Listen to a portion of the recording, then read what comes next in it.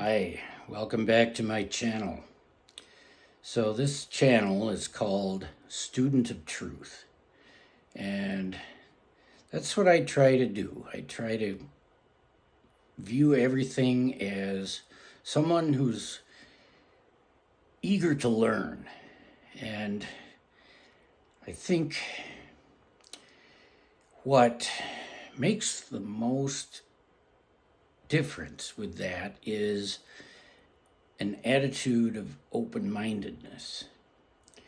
Because as I explore creators on YouTube and the other social media, as I meet new people and learn from them, I have to keep an open mind. I have been taught about non-duality, which is a concept that I was not raised with. I just learned something about the philosophy of indigenous science, native peoples, and the way they view the nature of reality and explain what is. Very different from Western science.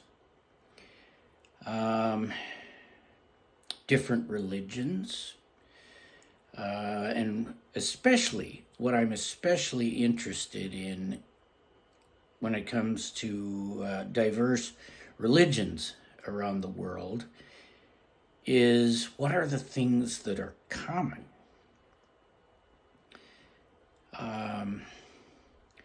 Different views of science,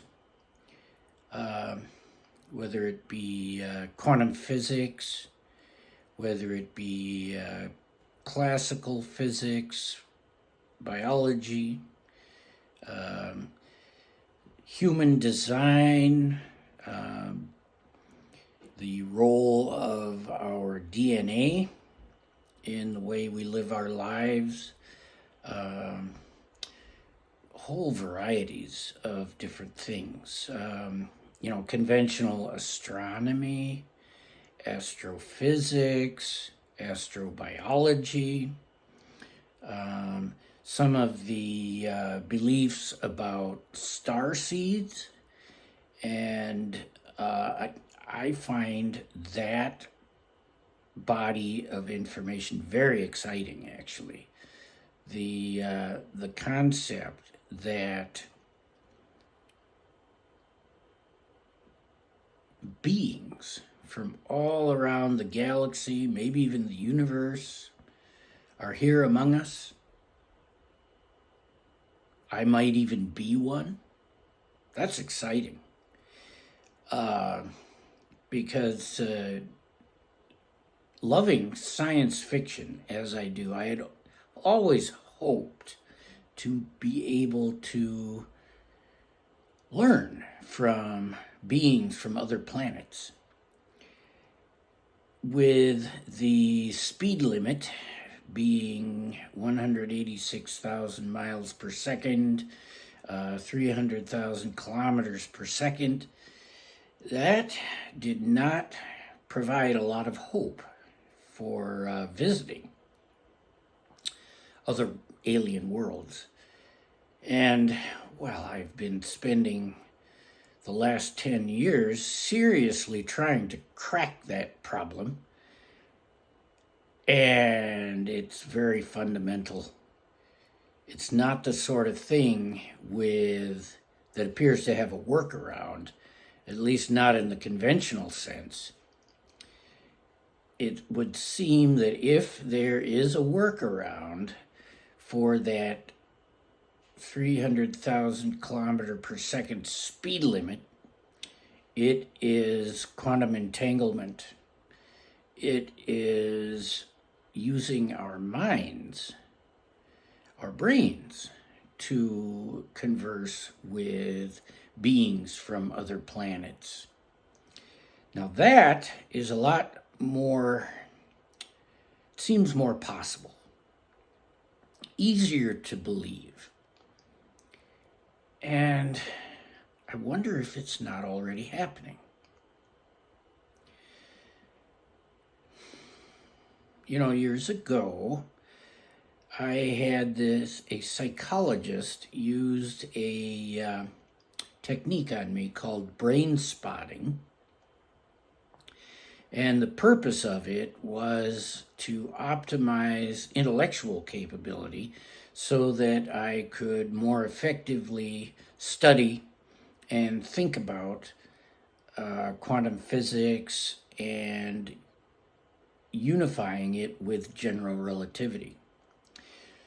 So, what that involved was the psychologist observing very closely what I am doing with my eyes while I think about various different things. And I got to the point where we were talking about quantum physics, general relativity, my theory in particular. And she identified the part of my field of vision where I focus when I am on that subject. All right, so then I went into meditation. I developed that as a skill, and it took a while to get to where I could do that more than just a few seconds at a time. But I focused my visual field on that spot. And over time, I noticed that there's this glowing blob in my field of vision right at that spot. And so I would focus on that. And then a few years ago, I learned about the third eye. And it really seemed like that is what that blob was, the third eye. So I learned more about the third eye, and I went and followed the directions on how to open the third eye, and I think it worked.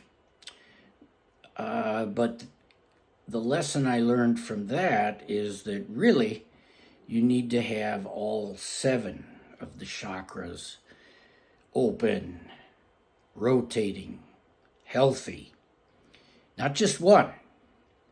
Otherwise, you're out of balance, and that does not feel right. And it didn't. So,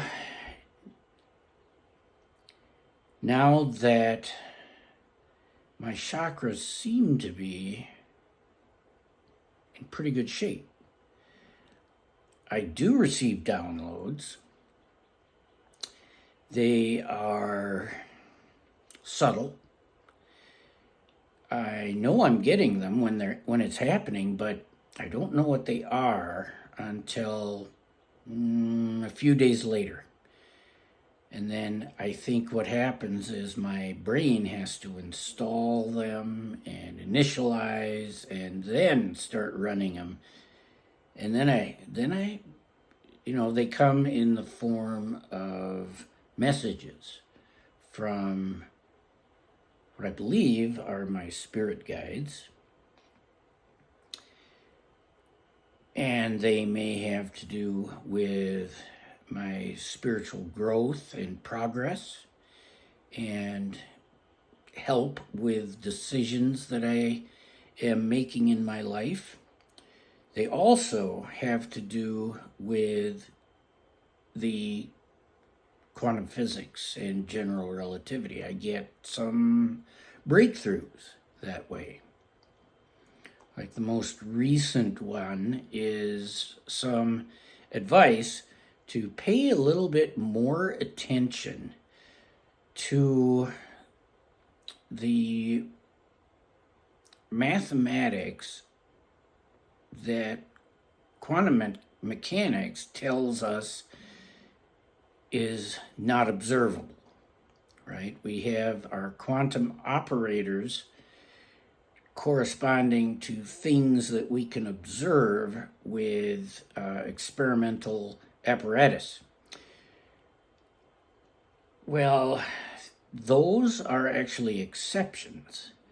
there is a lot of mathematics within quantum physics that does not yield something that scientific instruments could ever measure. Like, operators that are not Hermitian or not unitary. Well, there are many such operators, and what do you do with them? What do they mean? Right now, science is basically taking all of that mathematics and tossing it in the trash. Because, well, what point is there to learning about it if we're never going to be able to measure it with an instrument in a lab? Well, a little earlier I mentioned indigenous science, and that philosophy suggests to me that there is a lot that we can't observe with the five senses with scientific instruments, and yet there is solid truth. And so at this point, I'm trying to shift my emphasis on some of these things that perhaps cannot be proven, at least not with mathematical algorithms or not with physical scientific instruments, and yet they are true. That, to me, is an incredibly exciting line of wisdom to investigate and to learn about. So that is, and that was my latest download. The advice, I believe, from my spirit guides, right? Telling me, pay attention to the unconventional. Pay attention to what goes on. Read between the lines. That's what I'm trying to say. What's going on behind the scenes? Read between the lines. So that's where my emphasis is going now. And I'm excited to learn more about it and to report to you in future videos, to share with you in future videos what I've learned. And anybody that has comments to share on any of this or anything else that you might be thinking about, that you might be excited about, please let me know.